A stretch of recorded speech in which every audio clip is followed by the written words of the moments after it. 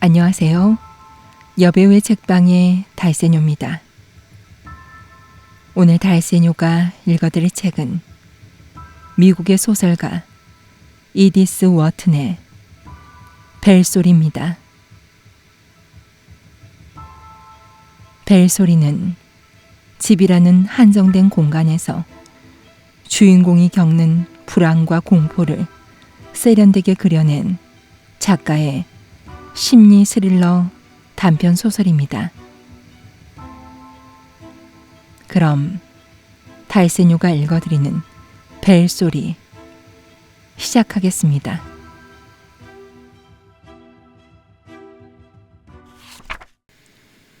장티푸스를 앓고 난 가을이었다. 석 달 병원 생활 끝에 퇴원을 한 터라 비리비리 약해 보였던지 일을 해볼까 하고 정가를 넣어두었던 두 서너 명의 부인이 나를 고용하기를 꺼려했다. 나는 직업 소개소를 찾아다니기 시작했다. 아주 흉해 보이지만 않으면 사람 구한다는 데는 다 기웃거리고 다녔다. 가지고 있던 돈은 다 떨어져 가는 데다 그런 식으로 2달 하숙 생활을 하며 지내다 보니 진이 쏙 빠졌다. 애가 타서 그랬는지 살도 오르지 않았고 내 인생이 왜 이런 식으로 흘러가는 걸까 하는 생각만 들었다. 인생이 너무 고단했다. 아니, 적어도 그때는 그렇게 생각했다. 어느 날 나를 미국으로 불러들여준 부인의 친구 되는 레일튼 부인이 길에서 날 알아보고 말을 붙여왔다. 늘 싹싹하니 사람 좋은 스타일의 부인이었다. 안색이 창백하다며 무슨 일이 있냐고 묻기에 자초지정을 설명해 주었다. 그런 일이 있었군요. 가만, 그러고 보니 내가 떠오르는 데가 한 군데 있네. 내일 전화를 주겠어요? 다음날 내 전화를 받은 부인은 소개시켜주고 싶은 곳이 다름 아닌 자기 조카딸 집이라고 했다. 레일튼 부인의 조카딸 되는 브림튼 부인은 아직 젊은 나이인데도 골골하는 허약 체질로 피곤한 도시 생활을 견디어낼 만한 기력이 없어서 평생을 조용한 허드슨 강변에서 살고 있다고 했다. 하틀리. 레일튼 부인이 모든 일이 다 순조롭게 풀릴 것 같은 생각이 들게 만드는 유쾌한 목소리로 말했다. 날 이해해주면 좋겠어요. 그다지 신나는 곳은 아닐 거예요. 집도 휑하니 크고 분위기도 우울한 곳이죠. 조카딸은 신경이 예민하고 침울한 편이에요. 그의 남편은 대개 외지에 있으니까 자식이 둘 있었는데 둘 다 세상을 일찍 떴지요. 1년 전만 같았어도 하틀리처럼 생기발랄한 아가씨를 그런 지하 감옥에 가둘 생각을 하다니 내가 왜 이러지 그랬을 테지만 보아하니 아가씨도 현재 그리 기운이 날아갈 것 같은 상태는 아닌 것 같아서 말이에요. 그렇지 않나요? 하틀리한테도 시골 공기를 맞고 건강에 좋은 음식을 먹으며 일찍 자고 일찍 일어나는 생활을 할 수 있는 조용한 곳이 딱 필요한 시점인 게 틀림없어요. 아니 그렇다고 내 말을 너무 곡해해서 들을 것까지는 없고요. 부인이 수습하는 말을 덧붙이는 걸 보니 내가 다소 풀이 죽은 것처럼 보였던 모양이다. 좀 지루할진 몰라도 불행하진 않을 거예요. 내 조카딸은 천사예요. 전에 시종들던 여자도. 그러니까 작년 봄에 죽었죠. 20년 동안이나 같이 지내면서 본인이 발을 디디고 다니던 그 공간을 숭배했었으니까요. 조카 딸아이는 모든 사람에게 친절해요. 주인이 친절하면 잘 알겠지만 밑에 있는 사람들도 대개는 성격이 좋아지게 마련이니까. 나머지 식구들과도 잘 지낼 수 있을 거라고 생각해요. 그리고 무엇보다 아가씨야말로 내가 조카 딸아이에게 찾아주고 싶었던 바로 그런 타입이라는 게 중요하죠. 조용하고 공손하고 처지에 비해서 교육도 받은 것 같고 글을 잘 읽는 것 같은데 맞지요? 그게 아주 좋아요. 조카 딸아이는 책 읽어주는 소리 듣는 걸 좋아하거든요. 그앤 뭐랄까 친구처럼 지내면서 자기를 돌봐줄 사람을 찾고 있어요. 작년에 죽은 그 여자가 그랬죠. 얼마나 그리워하는지 말로 다 못할 지경이에요. 그곳은 아주 외로운 곳이랍니다. 자, 어때요? 결정을 했나요? 부인, 전 외로움 같은 건 개의치 않습니다. 그럼 이제 떠나는 일만 남았네요. 내가 추천하면 아무 군소리 없이 받아줄 거예요.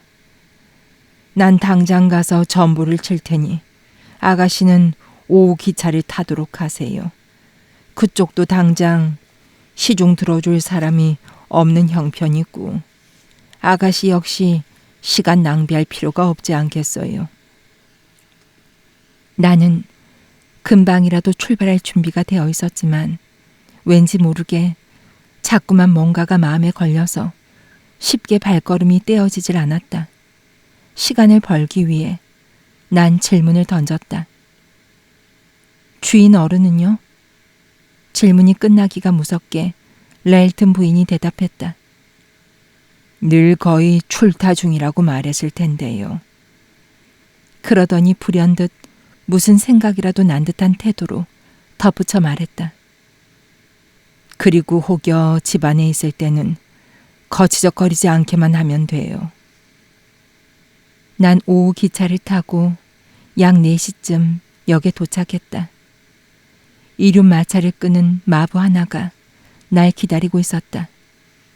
마부는 적당히 빠른 속도로 마차를 몰았다. 머리 위로 먹구름이 잔뜩 내려앉은 꿉꿉한 10월의 어느 날이었다. 브림튼가의 숲속으로 접어들 무렵이 되자 햇빛은 거의 사라졌다. 1, 2마일쯤 구불구불한 숲길을 달리니 검은색인 듯 보이는 키 큰 관목 덤불로 둘러쳐진 포석 깔린 앞마당이 나왔다. 창문마다 불은 다 꺼져 있었고 집은 정말 다소 우울한 기분이 감돌았다. 난 마부에게 아무런 질문도 하지 않았다. 난 다른 하인들의 입을 통해 주인의 성격을 파악하는 타입이 아니었다. 난 기다렸다가 직접 알아보는 쪽을 선호했다. 그러나 보이는 것들의 면면에 대해서만 말을 하자면 내가 제대로 된 집안에 들어왔으며 상황이 잘 풀렸구나 하는 생각이 든 게 사실이었다. 부엌 살림을 맡고 있는 여자가 상냥한 표정으로 뒷문에서 날 맞았다. 그리고 집안일 거두는 하녀를 불러 내 방으로 안내해 주라고 했다. 안주인 어른은 나중에 뵙게 될 겁니다. 지금은 손님이 와 계세요. 브림튼 부인에게 방문객이 많을 거라는 예상은 하지 못했던 터라 그 말을 들으니 은근히 마음이 놓였다. 난 집안일 도와주는 하녀를 따라 위층으로 올라갔다. 위층 층계참에 있는 문으로 보니 대체적으로 볼 때 가구를 잘 해놓은 집이었다. 패널은 짙고 어두운 색이었고 오래된 초상화가 여러 점이 걸려 있었다. 층계참을 하나 더 올라가자 계단은 하인들이 기거하는 곳으로 연결되어 있었다. 빛이라곤 거의 없었기 때문에 하녀는 등불을 들고 오지 않아서 미안하다고 했다. 하지만 방엔 성냥이 있으니 촛불을 켤 수 있어요. 조심하면 괜찮을 거예요. 복도 끝이 그쪽 방이에요. 난간이 있으니 들어가기 전에 조심하시고요. 하녀가 말을 한 동안 나는 내내 앞쪽을 쳐다보고 있었다. 그런데 복도 가운데쯤 어떤 여인이 서 있는 모습이 보였다. 우리가 지나가자 그 여인은 옆쪽으로 비켜서더니 문 안쪽으로 들어가 버렸다. 하녀는 그 여인의 존재를 눈치채지 못한 것처럼 보였다. 얼굴이 하얗고 마른 체형에다 어두운 색 실내복 위에 앞치마를 두른 여인이었다. 집안일을 책임지고 있는 집사인가 보내 짐작했지만 그럼 왜 아무런 말도 없이 나만 물끄러미 쳐다보다 사라졌을까 하는 생각이 들었다. 조금 걸어가니 정사각형 홀이 나왔다. 내 방은 홀을 지나 있었다. 맞은편에 방이 하나 더 있었는데 방문이 열려 있었다. 그 모양을 본 하녀가 깜짝 놀란 표정으로 황급히 문을 닫으며 말했다. 블라인더 부인이 이 문을 다시 열어놓으셨네. 방금 전 그 집사분 말인가요? 집사라뇨?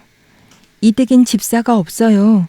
블라인더 부인은 좀 전에 부엌에서 본 분이에요. 여기가 그분 방인가요? 무슨 그런 말씀을 하세요? 하녀는 다소 화가 난 것 같은 어투로 말했다.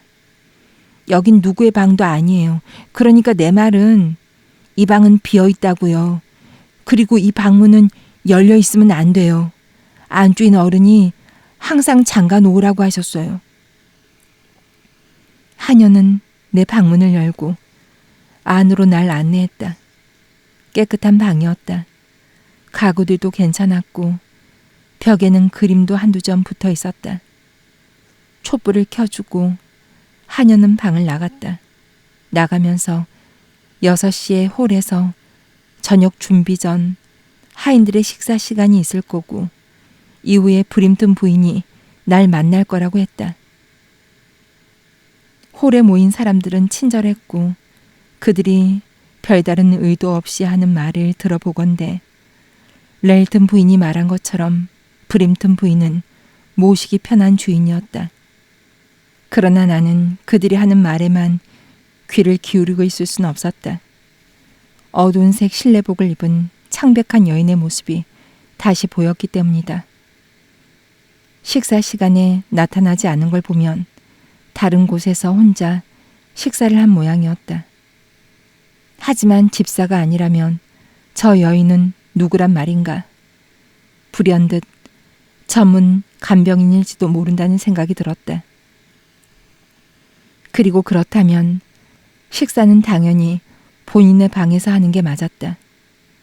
만약 브림튼 부인이 병자라면 간병인을 두는 것도 충분히 있을 수 있는 일일 것 같았다. 머릿속이 복잡해졌다. 솔직히 말해서 그런 일을 하는 사람들과 어울리기란 좀처럼 쉽지 않은 일이기 때문이다. 진즉에 알았으면 이 집에 오려고 하지도 않았을 것이다. 하지만 이미 물은 엎질러졌으니 우울하게 신세 한탄을 해봤자 아무 소용없는 일이었다. 식사가 끝나자 하녀가 남자 하인에게 물었다. 램포드 씨는 가셨어요? 남자 하인이 그렇다고 대답하자 하녀는 나더러 자기와 함께 브림튼 부인에게 가자고 했다. 브림튼 부인은 침실에 누워서 쉬고 있었다. 긴 안락 의자는 벽난로 옆에 놓여 있었고 옆쪽으로 희미한 램프가 방안을 밝히고 있었다. 아주 유약해 보이는 부인이었다. 하지만 웃는 모습을 보니 그 부인을 위해서라면 못해줄 게 없을 것 같은 마음이 들었다. 부인은 희미하지만 아주 상냥한 목소리로 내 이름과 나이 등등을 물었다. 그리고 혹시 더 필요한 게 있는지, 시골에서 외롭게 지내게 될 텐데 괜찮겠는지를 물었다. 괜찮습니다. 부인과 같이 지낸다면 외롭지 않을 거예요. 말을 하면서 내가 다 놀랐다. 나는 충동적인 사람이 아니기 때문이다. 헌데 부지불식간에 그런 말이 내 입에서 나오는 것이 아닌가. 한편 부인은 기분이 좋아 보였고 내가 계속 그런 마음이었으면 좋겠다고 했다.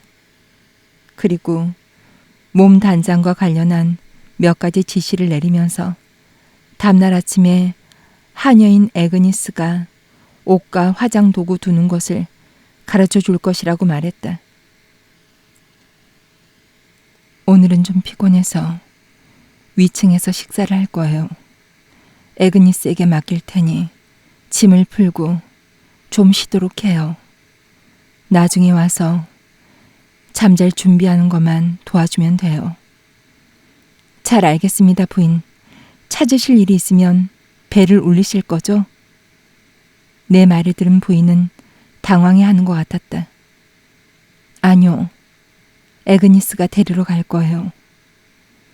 부인은 얼른 말을 끝내고 다시 보고 있던 책으로 시선을 돌렸다. 굉장히 이상한 일이 아닐 수 없었다.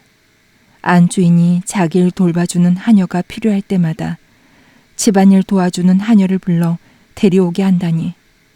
혹시 이 댁에는 벨이란 게 존재하지 않는 건 아닐까 하는 생각이 들었다. 다음날 아침에 확인해 보니까 방마다 벨이 달려 있었다. 그리고 안주인의 방과 내 방을 연결해주는 벨도 있었다. 그런데 그 사실을 알고 나니 더욱 이상해진 점이 브림튼 부인은 필요한 게 있을 때마다 애그니스를 찾았고 그러면 애그니스가 복도 끝에 있는 내 방까지 걸어와 부인이 나를 찾는다고 말을 해주는 것이었다. 이상한 점은 그뿐만이 아니었다. 바로 다음날 나는 브림튼 부인에겐 간병인이 없다는 사실을 알게 됐다. 그래서 애그니스에게 전날 오후에 복도에서 본 그 여인에 대해 물어봤다. 애그니스는 자긴 아무도 못 봤다고 했고 내가 꿈이라도 꿨다고 생각하는 것 같았다. 복도가 어두웠던 것은 사실이고 애그니스도 등불을 들고 오지 않아서 미안하다고 했다.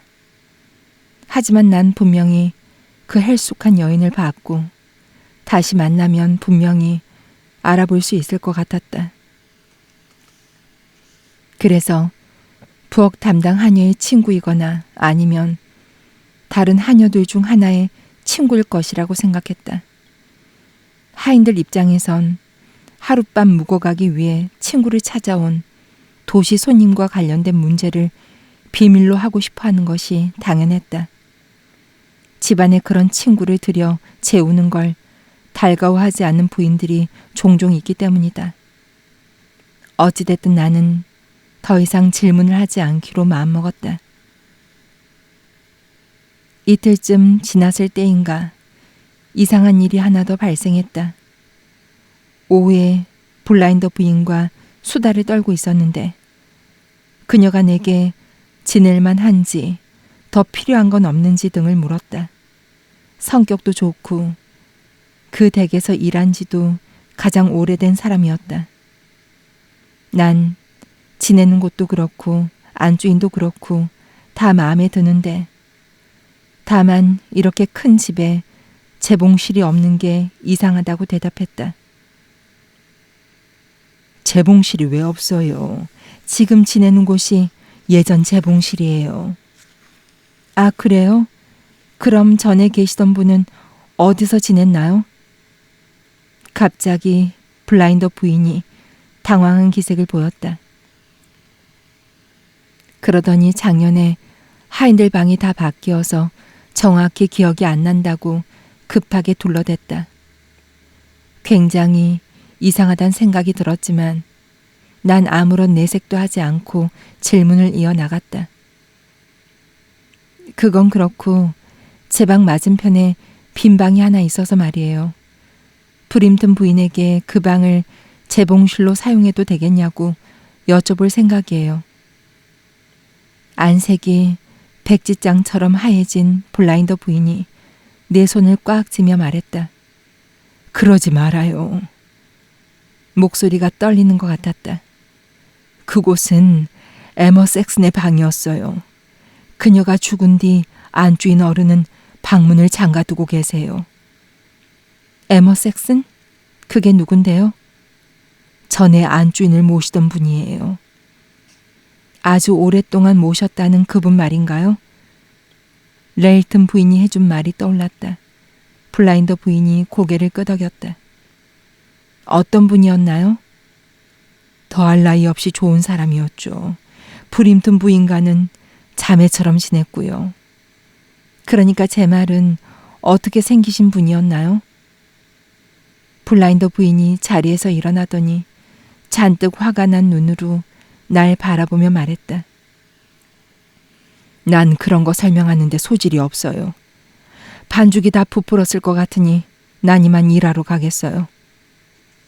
그녀는 부엌으로 걸어 들어가더니 뒤에서 문을 꽝 닫아버렸다. 브림튼 씨를 만난 것은 내가 그 댁에 도착한 지 거의 일주일 정도 지났을 때였다. 어느 날 오후에 그가 도착한다는 전갈이 왔고 전갈이 전해진 순간 온 집안 식솔들의 표정이 싹 바뀌었다. 아무도 주인 어른을 좋아하지 않는다는 사실이 역력히 보였다. 블라인더 부인은 그날 밤 저녁 식사 준비에 각별히 주의를 기울이면서 평소답지 않게 참모들에게 떽떽거렸다. 평소 성마르게 말하는 법이 없는 진지하게 이를 데 없는 웨이스 씨는 마치 장례식 준비라도 하는 것처럼 마구들을 손질했다. 그는 성경을 아주 열심히 읽는 사람이었다. 정말 아주 열심히 읽어서 여러 가지 아름다운 구절들을 줄줄 외우고 있었다. 그런데 그날은 정말 들어주기 힘든 언어를 구사하는 것이었다. 참을 수가 없어서 자리를 뜨려는데 웨이스 씨가 자기는 이시야서에 나오는 구절을 말하는 것뿐이라고 했다. 난 바깥 주인이 올 때마다 웨이스 씨가 예언서 구절을 입 밖으로 낸다는 사실을 알게 되었다. 7시쯤 애그니스가 와서 브림튼 부인이 날 찾는다고 했다. 그리고 나는 브림튼 부인의 방에서 브림튼 씨를 봤다. 그는 벽난로 앞에 서 있었다. 크고 굵은 목에 얼굴이 붉고 약간 성질이 안 좋아 보이는 파란 눈의 소유자였다. 순진한 어린 아가씨가 꽤 멋진 사람이라고 생각했다가 결국 비싼 대가를 치를 가능성이 많은 그런 부류의 남자였다. 내가 들어가자 그가 몸을 획 돌리고 나를 위아래로 훑어봤다. 전에 있던 곳에서도 한두 번 경험이 있던지라 난 그의 시선이 뭘 뜻하는지 알고 있었다. 그는 다시 내게 등을 돌리고는 부인에게 하던 얘기를 계속했다. 난 그게 무슨 의미인지도 알고 있었다. 난 그가 흥미를 느끼는 그런 부류가 아니었던 것이다. 어찌 보면 장테푸스가 나를 성심성의껏 모셨다고도 할 수 있다. 브림튼 씨 같은 신사분들의 관심으로부터 날 멀어지게 했으니까. 이쪽은 절 돌봐주기 위해서 새로운 아가씨예요. 브림튼 부인이 친절한 목소리로 말했다. 브림튼 씨는 고개만 끄덕이고는 자기가 하던 말을 계속했다. 1, 2분 정도 지나 그가 방을 나갔다. 저녁 식사를 하기 위해 브림튼 부인이 옷을 갈아입어야 했기 때문이다. 시중을 들면서 보니 부인은 얼굴이 새파랗게 질리고 온몸에 소름이 돋아 있었다. 브림튼 씨는 다음날 아침 떠났다. 그를 태운 마차가 사라지자 온 집안이 한숨을 길게 내쉬었다. 브림튼 부인 역시 모자를 쓰고 모피를 두른 뒤 햇빛 좋은 겨울 아침이었다. 정원을 거닐다가 싱싱하고 생기는 모습으로 돌아왔다. 아직 뺨에 붉은 기운이 남아있는 부인을 바라보고 있노라니 젊은 시절 얼마나 예쁜 아가씨였을지, 그리고 그 시절이 그다지 오래전도 아니었음을 짐작할 수 있었다.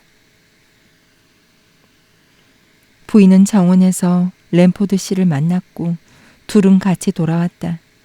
그리고 기억하건대 서로 웃고 즐기며 내 방 창문 아래에 있는 테라스를 걸어 다녔다. 하인들과 있을 때 그의 이름을 자주 듣긴 했지만 직접 본 것은 그때가 처음이었다. 그는 이웃에 살고 있었다. 아마도 브림튼 가에서 1, 2마일 정도 떨어진 마을 끝쪽인 것 같았다. 겨울에는 늘 시골에서 지냈기 때문에 그 계절에 안주인을 찾아오는 거의 유일한 친구였다. 호리호리하고 키가 큰 30대의 신사였는데 웃는 모습을 보기 전까진 다소 우울해 보이는 인상이라고 생각했었다. 그가 웃는 모습을 본 것은 마치 긴 겨울이 지나 처음 찾아온 따뜻한 봄날처럼 놀라운 구석이 있었다. 듣기로 그는 브림튼 부인처럼 책을 많이 읽었다. 그래서 둘은 내내 서로의 책을 빌려주고 빌려 읽었으며 가끔은 웨이스 씨가 그러는데 부인이 겨울 오후 무렵에 앉아서 시간을 보내는 커다랗고 어두운 서재에서 램포드 씨가 부인에게 큰 소리로 책을 읽어주는 경우도 있다고 했다. 하인들은 모두 그를 좋아했고 그리고 이것은 바깥 주인들이 생각할 수 있는 칭찬 이상의 것이었다. 그는 우리들 모두를 친근하게 대했고 우리들 모두는 브림튼 부인에게 바깥 주인이 없는 동안 친구가 되어줄 수 있는 기분 좋고 유쾌한 신사분이 있다는 사실을 너나 없이 기뻐했다. 램포드 씨 역시 브림튼 부인과 좋은 관계를 유지하는 것처럼 보였다. 닮은 구석이라곤 전혀 없는 두 명의 신사가 그런 친분을 유지한다는 것이 좀 의아하긴 했지만 나는 높으신 분들이 어떻게 자신의 감정을 숨기는지를 이미 잘 알고 있었다. 브림튼 씨에 관해 말하자면 그는 들락날락할 뿐 하루 이틀 이상 머무르는 법이 없었다. 지루함과 고독을 저주했고 모든 것이 다 불평거리였고 나 역시 곧 알게 되었지만 이겨내지도 못하는 양의 술을 마셨다. 브림튼 부인이 식탁을 떠난 후에도 한밤이 지나도록 자리에 앉아 포트 와인과 마데이라 와인을 마셔댔다. 한 번은 평소보다 조금 늦게 안주인 방에서 나왔는데 말도 못할 상태로 계단을 올라오고 있는 게 아닌가. 이런 모습을 보고도 부인들은 참고 입을 다물어야 한다는 생각을 하니 우라가 치밀었다. 하인들은 바깥 주인에 대해서는 말을 하는 법이 거의 없었다. 하지만 우연찮게 주어들은 내용들로 판단하건대 이댁 안주인과 바깥 주인의 결합은 시작부터 삐걱거렸다. 브림튼 씨는 투박하고 목소리가 크고 유흥을 즐겼던 반면 브림튼 부인은 조곤조곤하고 내향적이고 어찌 생각하면 다소 차가운 구석이 있는 여자였다. 부인이 남편에게 늘 상냥하고 싹싹하게 굴었던 것은 아니다. 물론 굉장히 관대했다고는 말할 수 있겠지만 브림튼 씨처럼 자유로운 신사 입장에서 말을 하자면 부인은 다소 새침하고 쌀쌀맞게 보였을지도 모른다. 어찌됐건 그렇게 몇 주 동안 아무 일 없이 시간이 흘렀다. 부인은 친절했고 일은 고단하지 않았으며 다른 하인들과도 허물없이 잘 지냈다. 그런데 늘 가슴 한 구석이 묵직했다. 왜 그랬는지 이유는 말할 수 없지만 외로움 때문은 아니었다. 나는 곧 그 느낌에도 익숙해져 갔다. 병 치레를 하느라 잃어버린 기력을 완전히 회복한 것이 아니었기 때문에 별 탈 없이 안정된 생활과 맑은 시골 공기에 감사할 뿐이었다. 그럼에도 불구하고 마음이 완전히 놓이는 것은 아니었다. 내가 몸이 안 좋았다는 사실을 알고 있던 브림튼 부인은 나보고 주기적으로 산보를 해야 한다면서 일부러 심부름을 보내는 경우가 많았다. 마을에 가서 리본을 한마 끊어 오라든지 편지를 붙이고 오라든지 아니면 램포드 씨에게 책을 돌려주고 오라는 심부름이었다. 문 밖을 나서는 순간 날아갈 것 같은 기분이 들었기 때문에 나는 살짝 축축한 냄새가 나는 숲길을 걸어가는 산보 시간이 마냥 기다려졌다. 그리고 숲길을 지나 다시 브림튼가의 모습이 눈에 들어오는 순간이 되면 나의 마음은 또다시 우물 속으로 떨어지는 돌멩이 마냥 가라앉았다. 정확히 우울한 분위기의 저택이라고 말할 순 없었지만 그 집에 들어설 때마다 마음속엔 우울감이 찾아들었다. 브림튼 부인은 겨울에는 거의 바깥 출입을 하지 않았다. 햇빛이 좋은 날에만 오후에 1시간 정도 남쪽 테라스를 거닐었다. 램포드 씨를 제외하면 일주일에 한 번꼴로 시내에서 찾아오는 의사 선생 말고는 방문객이 없었다. 의사 선생은 한두 번 정도 나를 불러서는 부인과 관련된 사소한 몇 가지 당부를 했다. 그가 내게 부인의 병에 대해 언급을 한 적은 한 번도 없었지만 그 즈음 아침에 간혹 부인 얼굴이 밀랍처럼 변해 있는 것을 봤기 때문에 부인을 괴롭히는 것은 심장이 아닌가 하는 생각을 했다. 계절은 습하고 침울했다. 그리고 1월이 되자 오랫동안 비가 내리기 시작했다. 나에게 있어선 가혹한 시련의 시간이었다. 밖으로 나갈 수가 없었기 때문이다. 하루 종일 바느질감을 들고 자리에 앉아 처마에 떨어지는 빗방울 소리만 듣고 있다 보니 나는 신경이 예민할 대로 예민해져 뭐가 바스락거리는 소리만 들려도 자리에서 벌떡 일어날 지경이었다. 그리고 그즈음 복도 건너편에 있는 잠긴 방에 대한 생각이 날 짓누르기 시작했다.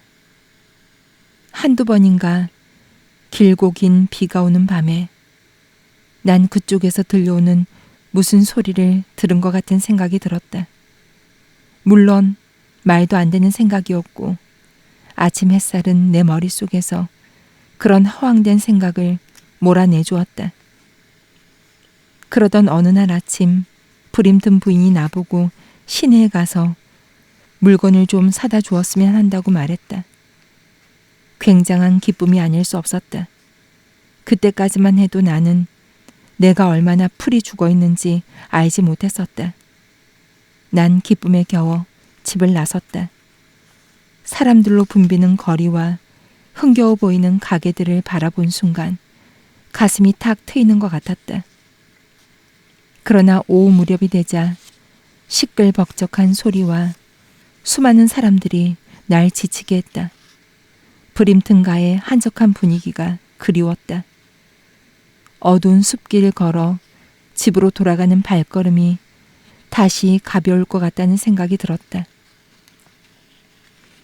그런데 그때 예전에 다른 댁에서 지낼 때 같이 일했던 동료를 우연히 만났다. 오랫동안 서로 연락을 못하고 지냈던 터라 난 발걸음을 멈추고 그간의 근황을 얘기했다. 내가 지금 살고 있는 댁을 언급하자 그녀가 눈알을 굴리면서 침통한 얼굴을 했다. 뭐? 평생 허드슨 강가에 살고 있는 브림튼 부인 댁 말이야? 많이 있어봐야 3달일 거다. 그녀의 어조가 마음에 들지 않았다. 글쎄, 난 시골에서 지내는 것도 괜찮던데요. 앓고 나서 그런지 조용히 지내는 게 좋더라고요. 그녀가 고개를 내저었다. 문제는 시골이 아니야. 내가 아는 바론 지난 6개월 동안만 해도 벌써 하녀가 4명이나 바뀌었어. 그 4번째 하녀를 내가 아는데 그 친구 말로는 그 누구도 그 집에 머무를 수 없을 거래. 이유도 들었어요? 아니, 이유는 말하지 않더라. 하지만 이렇게 말했어. NJ, 혹시 주위에서 네 또래 누가 그 집에 들어가려고 하거든 괜히 힘들여서 짐을 풀지 않아도 될 거라고 말해주도록 해. 젊고 예쁜가요? 난 브림튼 씨를 생각하며 물었다. 아니, 대학 다니는 젊은 아들을 둔 어머니들이 고용하는 타입이야. 아무튼 그 여자가 근거 없는 수다쟁이라는 것을 알고 있었지만 그녀가 한 말이 머릿속에서 떠나질 않았다. 어스름한 빗속에서 브림튼가로 돌아오는데 마음이 예전보다 훨씬 무겁게 내려앉았다. 이 집안에는 뭔가 이상한 점이 있었다. 이제 그 사실이 더욱 분명해지고 있었다. 저녁 식사를 하는데 브림튼 씨가 와 있다는 말이 들렸다. 그러고 보니 평소와 다른 불안감이 감돌고 있었다. 블라인더 부인은 손을 하도 떨어서 차 따르는 것도 힘들어하는 지경이었고 웨이스 씨는 유황천벌 운운하는 끔찍한 구절을 인용했다. 그때까지만 해도 아무도 나에게 말을 걸지 않았다. 일어나 내 방으로 가려는데 블라인더 부인이 날 따라왔다. 다시 우리에게 돌아와줘서 얼마나 기쁘고 고마운지 몰라요. 짐작하겠지만 난 이 말을 듣고 어리둥절했다. 왜 그런 말을 하세요? 제가 영원히 안 돌아올 줄 아셨어요? 아니, 그런 건 아니고. 부인이 다소 당황한 기색으로 말을 이었다. 안주인 어른을 하루라도 혼자 두는 게 영 마음이 안 놓여서 말이에요. 그녀는 내 손을 꼭 쥐었다. 하틀리, 브림튼 부인을 잘 모셔주세요. 아가씨는 하느님을 믿는 카톨릭 신자잖아요. 블라인더 부인은 이 말을 마치고 사라져버렸다. 난 멍하니 그 모습을 바라보고 있었다. 잠시 후 애그니스가 와서 브림튼 부인이 날 찾는다고 했다. 부인의 방에서 들려오는 브림튼 씨의 목소리를 들으며 난 옷방으로 향했다. 들어가기 전에 저녁 식사용 복장을 미리 챙겨야겠다는 생각이 들었다. 옷방은 창문이 하나 있는 큰 방이었는데 창문 아래는 주랑 현관이었고 창문에 서면 정원이 다 내려다 보였다. 바로 위층 방이 브림튼 씨의 방이었다. 안으로 들어갔는데 침실로 이어지는 문이 살짝 열려 있었다. 브림튼 씨의 목소리가 들렸다. 약간 성이 난 어조였다. 누가 들으면 당신 얘기 상대가 될 만한 사람은 오직 그 친구뿐인 줄 알겠소. 겨울에는 찾아오는 사람들이 많이 없잖아요. 브림튼 부인은 조용하게 대답했다. 내가 있잖소. 당신은 거의 집을 비우시니까. 말이 나왔으니 말인데 그게 누구 탓이라고 생각하는 거요. 당신이 집안을 지하 납골당 같은 분위기로 만드니까 그러는 게 아니야. 내가 들고 있던 치장 도구들로 바스락거리는 소리를 내 안주인에게 신호를 보냈다. 부인이 자리에서 일어나더니 나에게 들어오라고 했다. 둘은 평소처럼 단둘이 식사를 했다. 저녁 식사 자리에서 웨이스 씨가 하는 행동들을 보건대 뭔가 상황이 안 좋게 돌아가고 있음이 분명했다. 그가 예언서의 끔찍한 구절들을 들먹이며 부엌 하녀를 흥분시키는 바람에 그녀는 아이스박스에 냉육을 놓아두러 가야 하는데 절대로 혼자선 내려가지 않겠노라고 했다. 나 역시도 신경이 날카로워져서 안주인의 잠자리를 봐들인 이후에는 블라인더 부인에게 가서 잠깐 카드 게임이나 하지 않겠냐고 제안을 할 참이었다.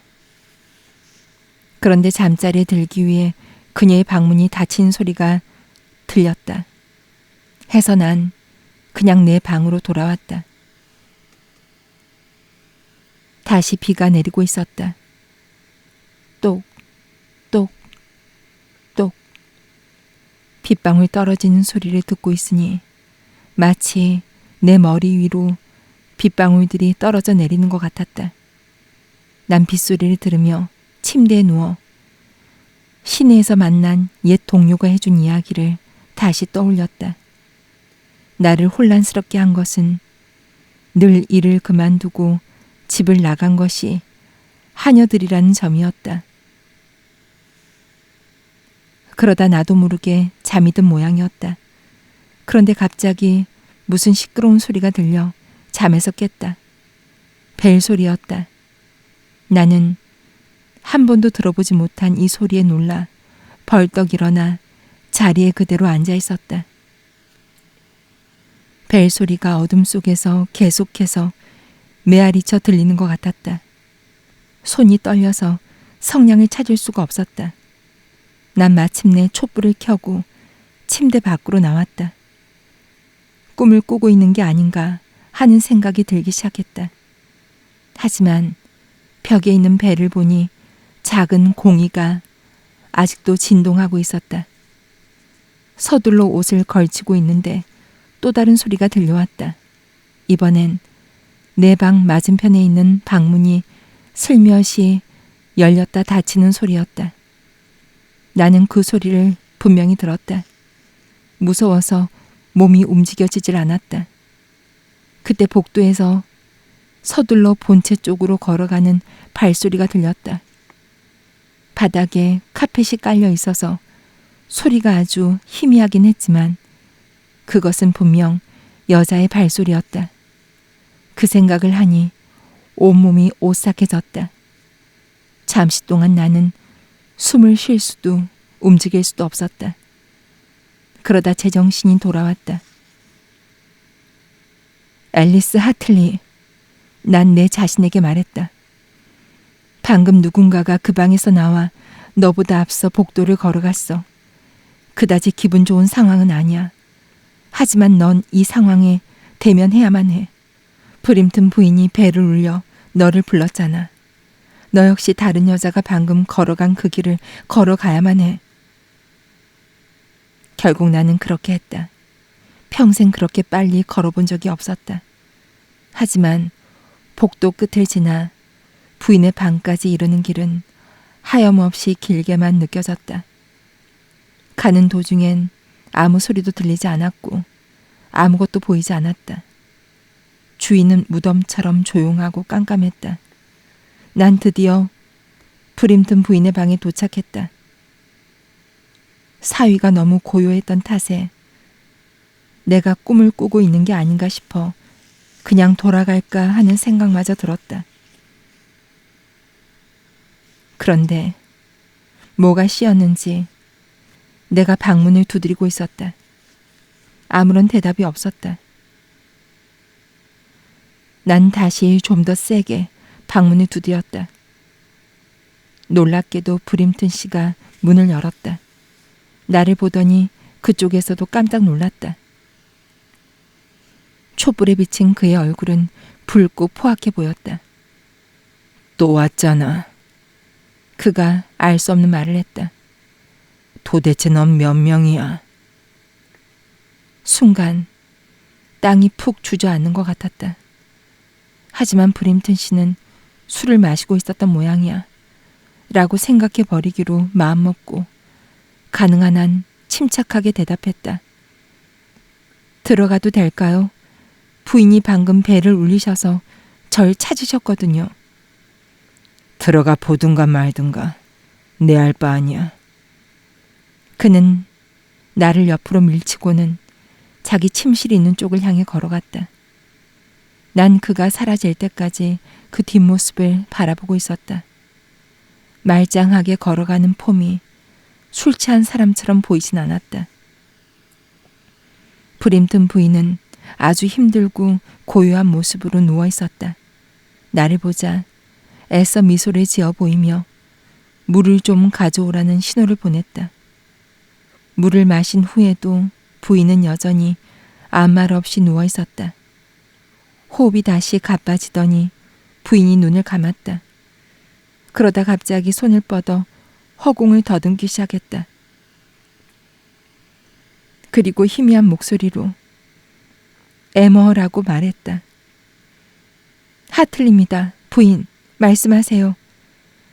부인이 갑자기 눈을 크게 뜨더니 놀란 눈동자로 날 바라봤다. 꿈을 꾸고 있었나 보네.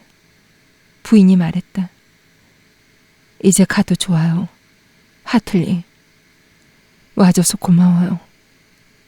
이제 다시 괜찮아졌어요. 그리고 브림튼 부인은 나에게서 시선을 거두었다. 그날 밤 나는 다시 잠을 이루지 못했고 날이 밝아오자 안도감이 찾아들었다. 얼마 안 있어 애그니스가 와서 브림튼 부인이 날 찾는다고 전했다. 9시 전에 찾는 일이 거의 드물었기 때문에 난 부인이 다시 아픈 게 아닌가 하고 걱정을 하면서 방으로 들어갔는데 다행히도 부인은 침대에 앉아 있었다. 여전히 창백하고 침울한 표정을 하고 있었지만 평소 상태로 돌아온 듯했다. 하틀리. 부인은 날 보자 지체 없이 입을 열었다. 당장 차비를 하고 마을에 좀 갔다 오겠어요? 이 처방전대로 약을 좀 받아와요. 그러곤 잠시 주저하더니 얼굴을 붉히며 말했다. 바깥 주인 어른이 일어나시기 전에 돌아오면 좋겠어요. 네, 잘 알겠습니다. 그리고 잠깐.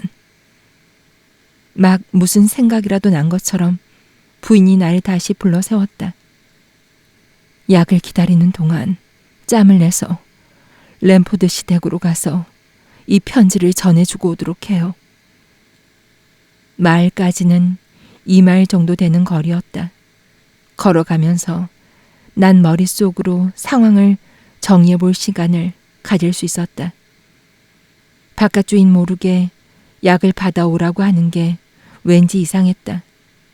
그리고 이 문제를 간밤의 상황과 연결시켜보고 내가 지금껏 알아내고 의심해온 다른 요소들과 더불어 생각해 볼 때 난 혹시 불쌍한 브림튼 부인이 사는 게 지겨워서 목숨을 끊으려는 끔찍한 결심을 한 게 아닌가 하는 생각이 들기 시작했다. 그런 생각에 사로잡힌 나는 마음이 급해져서 허둥지둥 서둘러 마을에 도착했고 마침내 약국에 도착했을 때는 숨을 헐떡거리며 계산대 앞에 있는 의자에 털썩 주저앉고 말았다. 막 문을 닫고 있던 선량한 약사가 나를 하도 뚫어지게 쳐다봐준 덕분에 곧 제정신이 돌아왔다. 린멜 씨, 나는 가능한 한 자연스러운 분위기로 말했다. 이 처방전을 좀 봐주시겠어요? 별달리 이상한 점이 없는지 말이에요. 그는 안경을 끼고 처방전을 읽었다. 월튼 선생이 쓰신 거네요. 잘못될 이유가 없죠. 혹시 먹으면 위험한 약인가요? 위험하다니, 그게 무슨 뜻입니까? 약사가 말귀를 못 알아들어서 멱살을 잡고 흔들어주고 싶었다. 그러니까 혹시 누군가가 이 처방전에 쓰여있는 약을 다량 복용하면, 물론 실수로 말이에요. 그렇게 되면 혹시 말을 하는데 심장이 두근거렸다. 걱정하지 마세요. 이건 그냥 라임 워터예요. 아기들에게 한 병씩 마시게 해도 아무 지장 없을 겁니다. 나는 안도의 한숨을 크게 내쉬었다. 그리고 서둘러 램포드 시 댁으로 갔다. 그런데 가는 길에 또 다른 생각이 떠올랐다. 약국을 다녀왔다는 문제와 관련하여 숨길 게 없다면 브림튼 부인이 나에게 입단속을 시키고 싶었던 것은 램포드 씨에게 전하라는 편지와 관련된 문제였던 것일까? 끔찍한 결심을 떠올렸을 때보다 더 오싹한 순간이었다. 하지만 두 남자는 친한 친구처럼 보였고 나는 내 안주인의 품행에 관해서라면 내 머리를 걸 수도 있었다.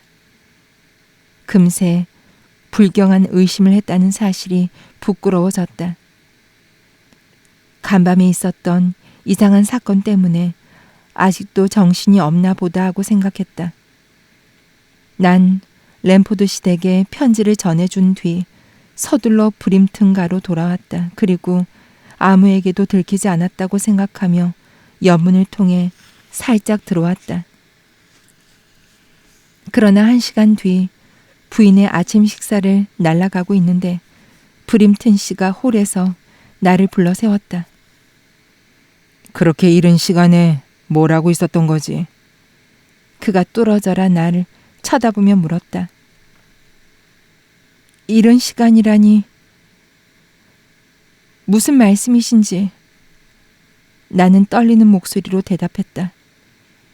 이렇게 말귀를 못 알아들어서야.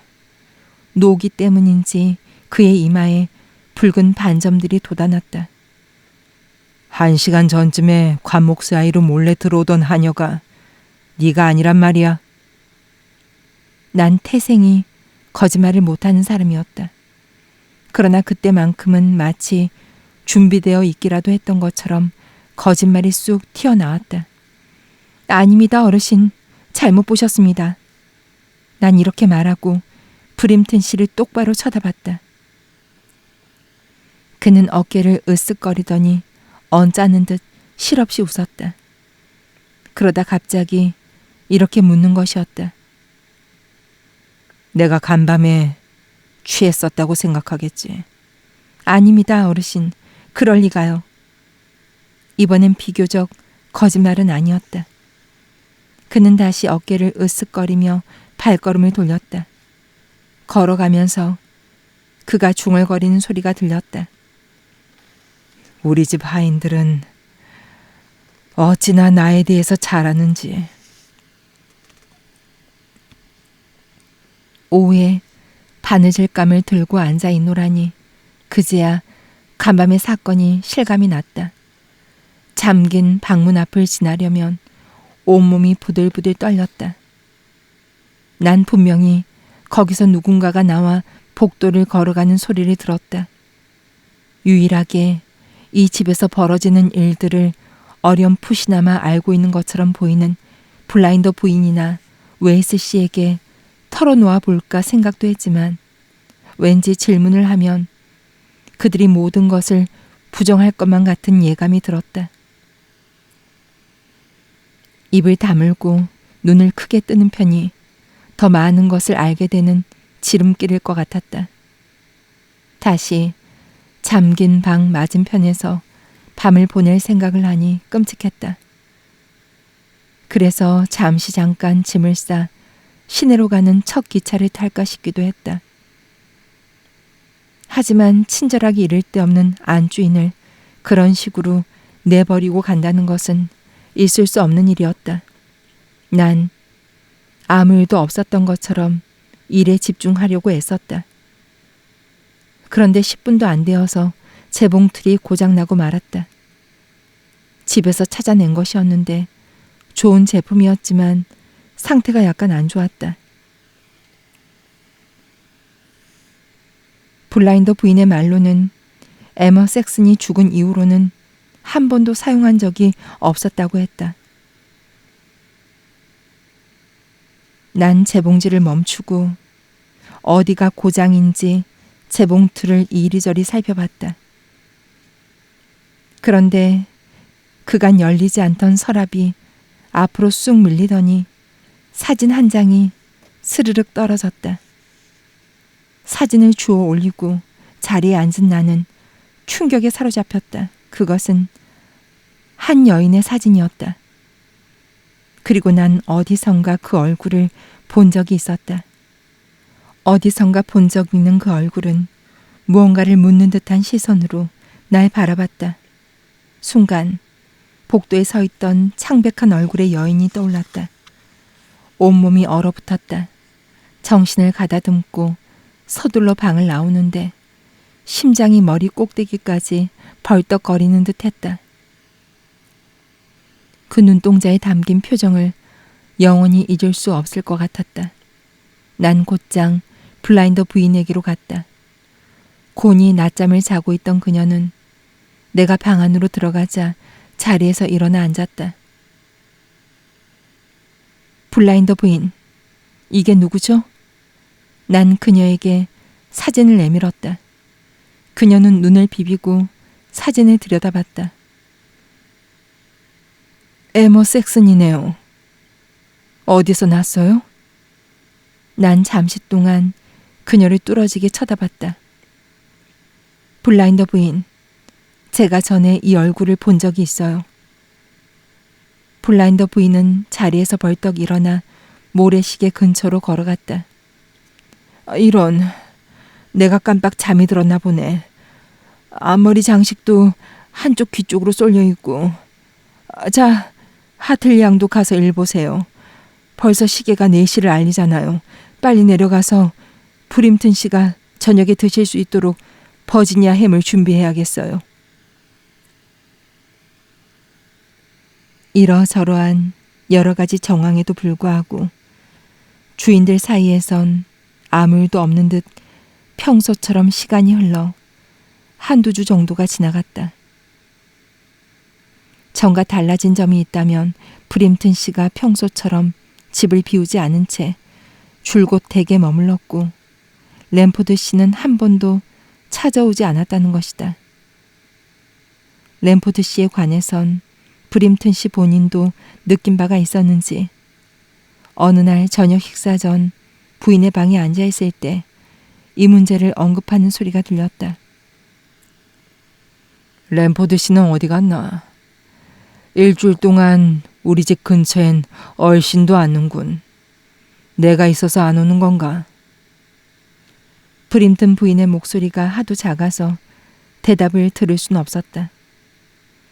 뭐 2사람이 있을 땐 꽃 피어나던 우정도 다른 한 사람이 끼어들면 사그라지는 법이니까. 왠지 램포드를 방해한 것 같은 기분인데 하루 이틀쯤 이 몸이 사라져 줘야 하는 건가? 그 친구한테 기회를 주려면 말이지. 브림튼 씨는 이렇게 말하고는 자신의 농담이 재미있는지 혼자 웃었다. 다음날 공교롭게도 램포드 씨가 방문했다. 시중을 든 하인 말로는 3명이 서재에 앉아 차를 마시면서 아주 즐거운 시간을 보냈고 브림튼 씨가 램포드 씨를 대문까지 배웅했다고 했다. 주인들 사이엔 아무 일도 없는 듯 시간이 흘렀다고 했다. 나머지 하인들도 마찬가지였다. 평소와 다름없이 자기 할 일을 할 뿐이었다. 그러나 난 달랐다. 그날 밤 벨이 울린 이후 난 다시는 예전의 나로 돌아갈 수 없었다. 혹여 벨이 다시 울릴까? 다시 닫힌 방문이 슬며시 열리는 것은 아닐까? 신경을 곤두세우느라 밤에 깨어있는 경우가 잦아졌다. 그러나 벨은 다시 울리지 않았다. 복도를 지나는 발소리도 듣지 못했다. 마침내 침묵은 정체를 알 수 없는 미지의 소리보다도 더욱더 큰 공포를 안겨주기 시작했다. 누군가 그곳에 있는 것 같았다. 잠긴 문 뒤에 숨어서 내가 하는 그대로 눈을 부릅뜨고 귀를 곤두세우고 있는 것 같았다. 난 당신이 누구든지 간에 모습을 드러내요. 얼굴을 보여달라고요. 거기 숨어서 어둠 속에서 날 감시하지 말란 말이에요. 라고 소리라도 지르고 싶은 심정이었다. 내 기분을 이해했다면 내가 그 집을 나오겠다는 의사를 밝히지 않았는지 궁금할 것이다. 한 번 거의 그럴 뻔했다. 하지만 마지막 순간에 왠지 모르게 입 밖으로 말이 나오질 않는 것이었다. 점점 더 나에게 의지하고 있는 브림튼 부인에 대한 연민 때문이었는지 새로운 일자리를 찾는 번거로움이 싫었던 건지 그것도 아니면 뭐라 이름 붙일 수 없는 다른 느낌 때문이었는지 난 마치 마술이라도 걸린 사람처럼 그곳을 떠나지 못했다. 매일 밤이 지옥이었고 날이 밝아도 그다지 나아지는 것이 없는 상황인데도 불구하고 말이다. 한 가지 이유를 든다면 브림튼 부인의 안색이 마음에 걸렸다. 그날 밤 이후 내가 변했듯 부인도 더 이상 예전의 부인이 아니었다. 브림튼 씨가 집을 비우면 다시 안색이 좋아질 거라고 생각했는데 마음은 조금 편해지는 것처럼 보였지만 정신은 다시 일어서질 못했다. 기력도 마찬가지였다. 부인은 점점 더 나에게 많은 의지를 했다. 어느 날 애그니스가 그런 말을 했다. 에머 섹슨이 죽은 이후로 부인이 정을 준 하녀는 나뿐이었다고. 마음속에서 가여운 부인을 향한 온정이 솟았다. 그러나 결국 내가 도와줄 수 있는 일은 거의 없었다. 브림튼 씨가 집을 비우자 전에 비해 그리 자주는 아니었지만 램포드 씨의 출입이 다시 시작되었다. 나 역시도 정원에서 혹은 마을에서 한두 번 마주친 적이 있었는데 왠지 램포드 씨 또한 뭔가 변했다는 생각이 자꾸만 들었다. 하지만 내가 쓸데없이 이상한 생각을 하는 거겠지 하고 덮어두었다. 시간은 흘러 브림튼 씨가 집을 비운 지 한 달이 다 되어가고 있었다. 서인도 제도에서 친구들과 함께 배를 타고 있다는 소식이 들려왔다. 웨이스 씨는 서인도 제도가 아주 멀리 떨어진 곳이라면서 비둘기의 날개가 있어 지구 가장 끝부분까지 날아간다고 해도 전지전능하신 하느님의 품 안에서 벗어나지는 못한다고 했다. 애그니스는 브림튼 씨가 이 댁에서 멀리 떨어져 있는 한 전지전능한 하느님이 그를 데리고 있어도 좋겠다고 했다.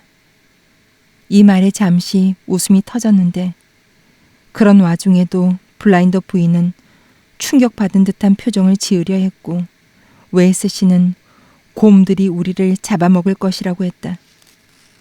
우리 모두는 서인도 제도가 아주 먼 곳이라는 얘기를 듣고 다들 기뻐했다. 그리고 기억하기로 웨이스 씨가 엄한 표정을 짓긴 했어도 그날 아주 즐거운 저녁 식사를 했다. 내 기분이 좋은 상태여서 그랬던 건지는 잘 모르겠지만 브림튼 부인 안색도 훨씬 나아 보였고 움직임도 훨씬 활기차 보였다. 부인은 아침에 산책도 했고 점심 후에는 방에 누워 내가 읽어주는 글소리를 들었다. 부인이 이제 그만 가도 좋다고 하면 난 아주 밝고 행복한 기분으로 내 방으로 향했다. 그리고 몇 주 만에 처음으로 아무 생각 없이 잠긴 방문 앞을 지났다. 난 재봉틀에 앉아 밖을 내다봤다. 눈송이가 흩날리고 있었다. 기분 좋은 풍경이었다. 난 하얀 눈이 소복하게 쌓이면 황량했던 정원이 얼마나 아름다울까 하고 상상에 잠겼다. 마치 내리는 눈이 모든 쓸쓸한 것들을 다 덮어버릴 것 같았다. 황량한 바깥 풍경뿐 아니라 음울한 집안 풍경까지도. 그러나 오랫동안 상상에 잠겨있지 못했다. 옆쪽으로 발소리가 들렸기 때문이다. 애그니스일 거라고 생각하며 고개를 돌렸다. 애그니스? 입에서 나오던 말이 얼어붙고 말았다. 문가에 서 있는 것은 에머 섹슨이었다. 그녀가 그곳에 얼마나 오래 서 있었는지는 모르겠다. 다만 내가 아는 것은 난 움직일 수 없었고 그녀에게서 눈을 돌릴 수도 없었다는 사실뿐이다. 나는 끔찍한 공포에 사로잡혔다. 그러나 당시의 내 느낌은 두려움이 아니었다. 그것은 두려움보다는 훨씬 깊고 훨씬 고요한 감정이었다. 그녀는 오랫동안 날 쳐다봤다. 마치 나에게 오직 한 가지만을 부탁한다는 간절한 무언의 표정이었다. 그러나 도대체 내가 그녀를 어떻게 돕는단 말인가? 갑자기 그녀가 돌아섰다. 나는 복도를 따라 걸어가는 그녀의 발소리를 들었다. 가만히 있어선 안 됐다. 난 그녀가 원하는 것이 무엇인지 알아내야 할 것만 같았다. 난 당장에 방 밖으로 나가 뛰어갔다. 그녀는 복도 맞은편 끝에 있었다.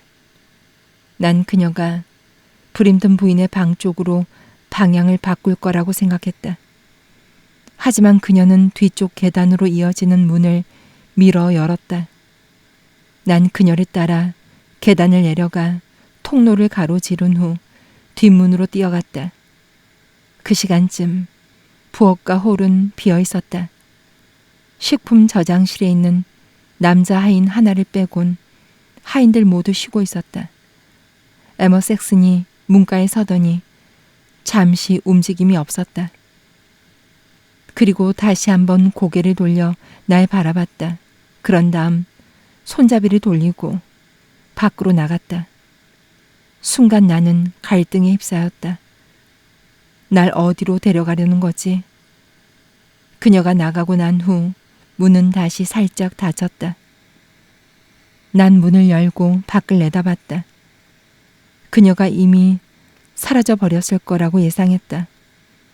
그러나 웬걸 숲으로 이어지는 길에 닿기 위해 몇 야드 떨어진 곳에서 서둘러 안뜰을 건너고 있는 그녀의 모습이 보였다. 눈 속에 선 그녀의 모습은 검고 외롭게 보였다.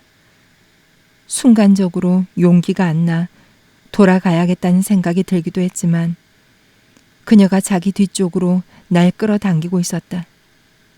블라인더 부인의 낡은 쇼를 낚아채 둘러맨 나는 밖으로 달려나갔다. 에머 섹스는 이제 숲길을 가고 있었다.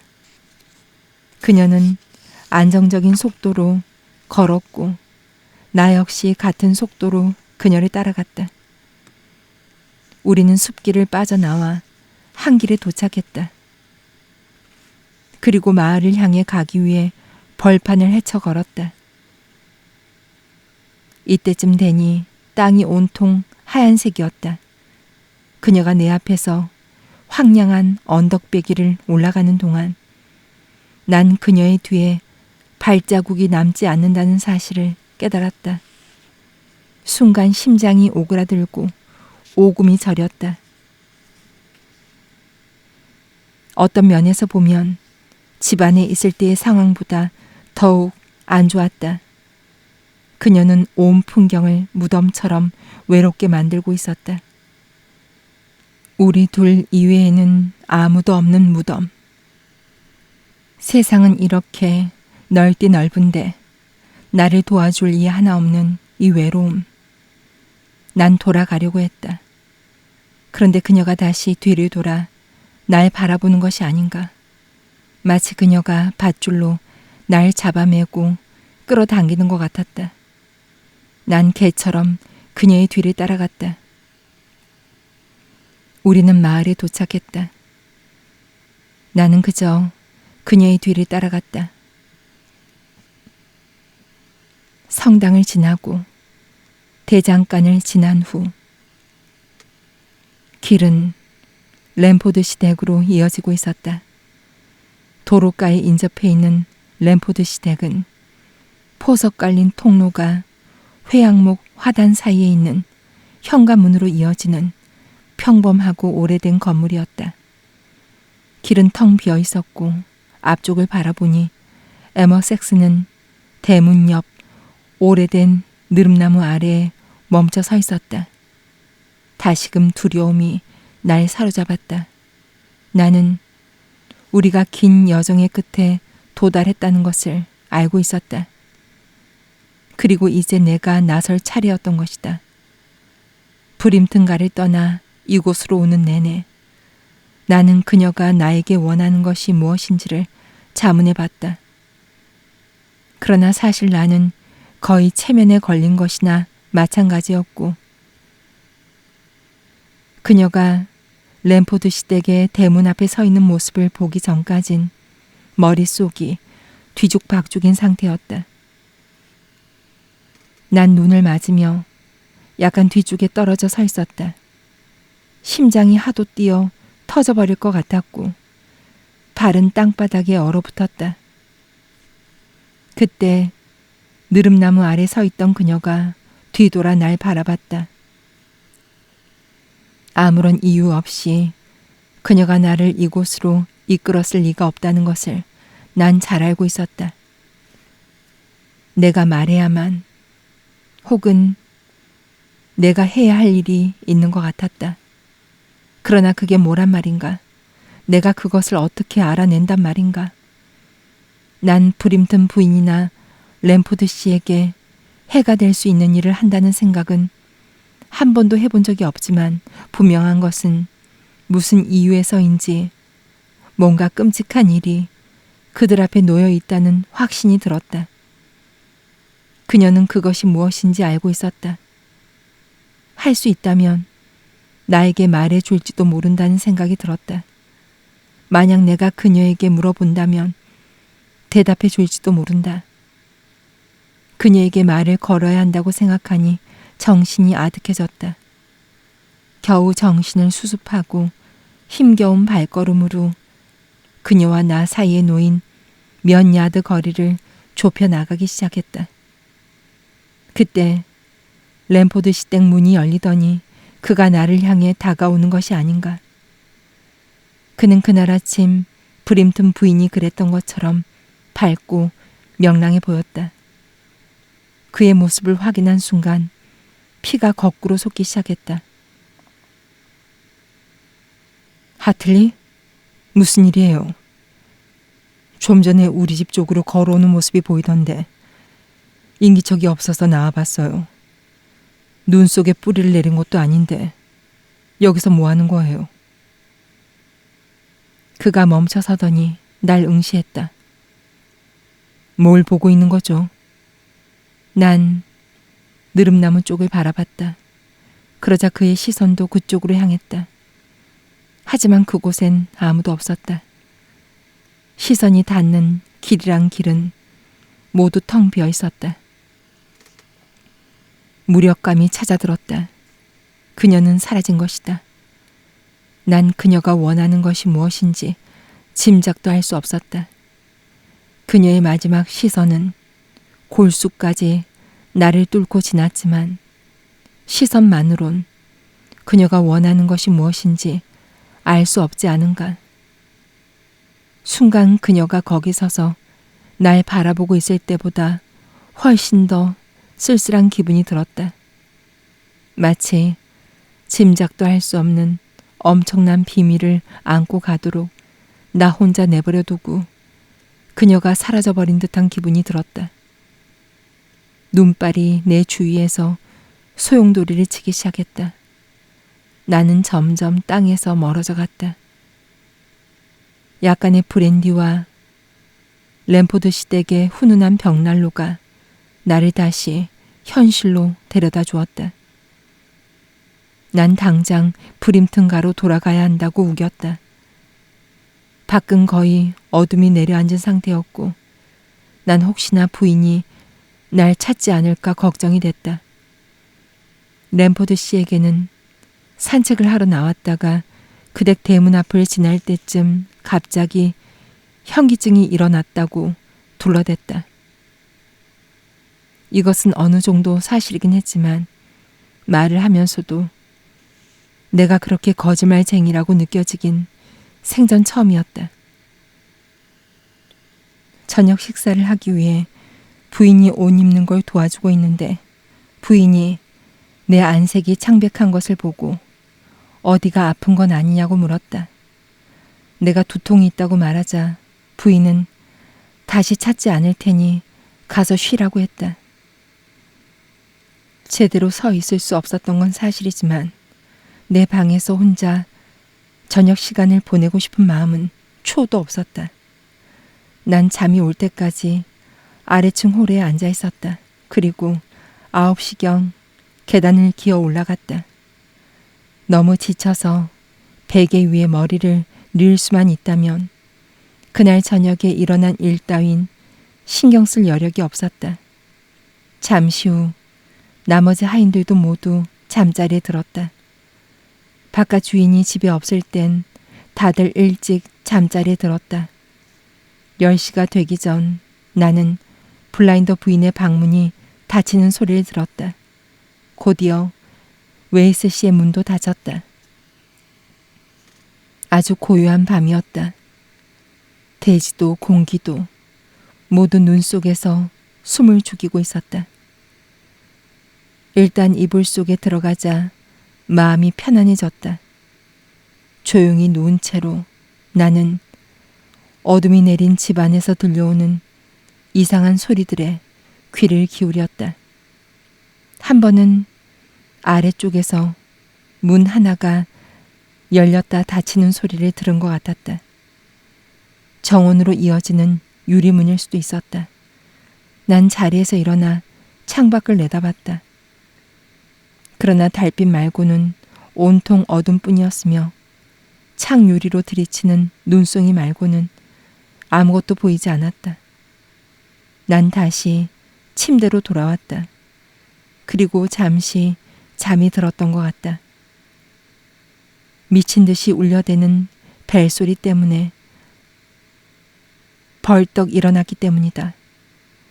무슨 일인지 제정신을 차리기도 전에 나는 침대 밖으로 뛰쳐나와 주섬주섬 옷을 입기 시작했다.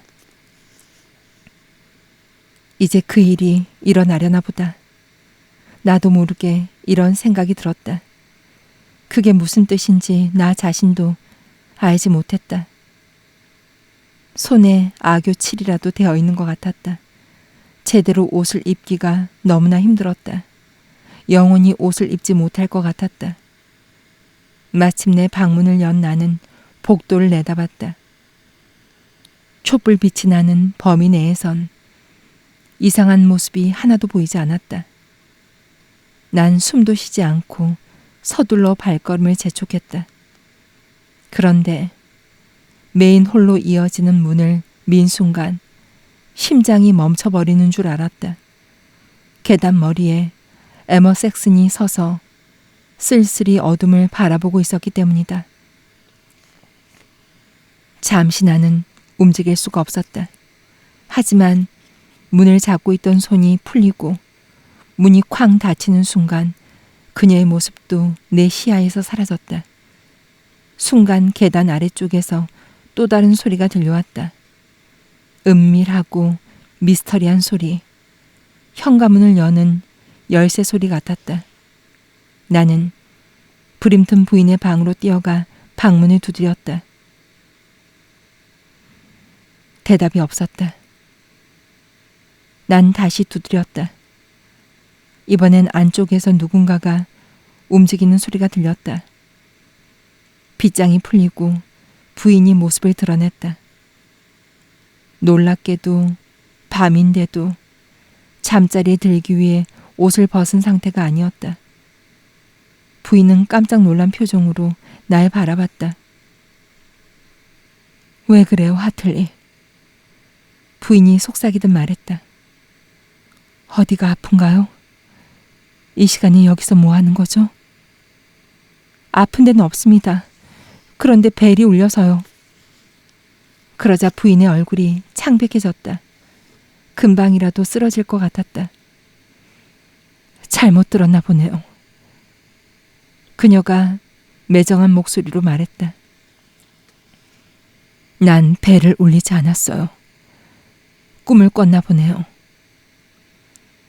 그녀가 그런 식으로 말하는 것은 처음이었다. 부인이 방문을 닫으면서 이제 그만 가서 자도록 해요. 라고 말하는데 아래쪽 홀에서 다시 한번 무슨 소린가가 들려왔다. 이번엔 남자의 발소리였다. 난 그제야 진실을 알 것 같았다. 난 부인을 밀치며 방 안으로 들어갔다. 부인, 이 집에 누군가가 있습니다. 누군가라니. 브림튼 씨인 것 같습니다. 아래쪽에서 발소리가 들립니다. 부인의 표정이 순식간에 어두워졌다. 그리고 한마디 말도 없이 내 발밑으로 쓰러졌다. 난 무릎을 꿇고 그녀를 일으키려고 노력했다. 숨쉬는 모양새로 봐서 흔한 기절이 아니었다. 머리를 받치고 있는데 계단을 재빨리 올라오는 발소리가 들렸다. 어둠 속에 누군가는 이제 홀을 지나고 있었다. 그리고 방문이 덜컥 열렸다. 방문 앞에는 여행복 차림의 브림튼 씨가 서 있었다. 방바닥으로 눈송이들이 떨어졌다. 부인 곁에서 무릎을 꿇은 채 있는 내 모습을 보고 브림튼 씨가 깜짝 놀라 뒷걸음질을 치며 외쳤다. 이게 도대체 무슨 일이야? 평소보다 더 붉은 얼굴이었고 이마엔 붉은 반점이 나타났다. 부인이 기절하셨습니다. 브림튼 씨는 픽픽 웃으면서 내 옆을 지나쳤다. 좀 편리한 시간대를 택하면 좋았을 것을. 안 됐군. 방해해서 미안하지만. 난 브림튼 씨의 태도에 발끈하고 말았다. 어르신, 미친 거 아닙니까? 지금 뭐 하시는 거죠? 친구를 만나러 가기로 해서 말이야. 그는 옷방으로 가는 것 같았다. 순간 나는 이성을 잃고 말았다. 무슨 생각을 한 건지, 뭐가 두려웠는지는 알 수가 없다. 그러나 난 자리에서 일어나 그의 소매자락을 잡았다. 보세요. 부인이 지금 어떤 상태인지 안 보이시나요? 그는 거칠게 내 손을 떼어냈다. 나 보라고 이러는 것 같군. 그리고 옷방 손잡이를 잡았다. 그때 안쪽에서 무슨 소린가가 들렸다. 아주 희미한 소리이긴 했지만 그 역시 그 소리를 들었다. 그리고 방문을 덜컥 열었다. 그러나 브림튼 씨는 뒷걸음질을 쳤다. 문턱에 에머 섹슨이 서 있었다. 뒤쪽으로는 온통 어둠뿐이었지만 그녀의 모습만은 선명하게 보였다. 브림튼 씨의 눈에도 그랬으리라. 그는 마치 그녀로부터 자신의 얼굴을 숨기려는 듯 두 손을 들어 얼굴을 감쌌다. 그리고 내가 다시 그쪽을 쳐다봤을 때 그녀의 모습은 사라지고 없었다.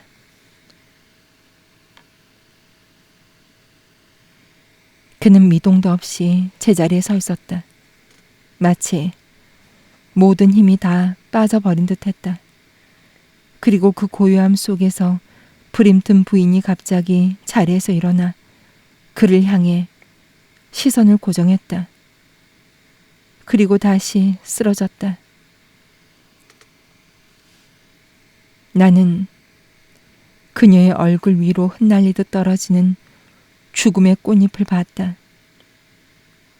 사흘째 되던 날, 우리는 브림튼 부인을 땅에 묻었다. 눈보라가 휘몰아치는 날이었다. 성당에는 사람들이 거의 오지 않았다. 시내에서 오기에는 너무 궂은 날씨였고 부인은 가까운 친구가 많은 사람이 아니었다. 램포드 씨는 가장 나중에 온 조문객에 끼어 시신이 성당에 안치되기 직전에 도착했다. 그는 검은색 정장 차림이었다. 가족의 절친한 친구였으니 당연한 일이었다. 그리고 세상에서 가장 창백한 신사였다. 내 옆을 지날 때 나는 그가 지팡이에 살짝 의지하는 모습을 봤다. 브림튼 씨 역시 그 모습을 봤던지 이마에 붉은 반점이 선명하게 돋아났다. 그는 상주가 해야 하는 기도는 하지 않고 의식이 치러지는 내내 건너편에 있는 램포드 씨만 물끄러미 바라보고 있었다. 식이 끝나고 무덤으로 갔을 때 램포드 씨는 사라지고 없었다. 그리고 가여운 부인의 시신이 땅에 묻히자마자 프림튼 씨는 묘지 대문 가장 가까운 곳에 서 있던 마차를 잡아타고 우리에겐 한마디 말도 남기지 않고 떠나버렸다. 나는 그가 역으로 가주시오 라고 말하는 소리를 들었다. 우리 하인들은 우리들끼리 집으로 돌아왔다.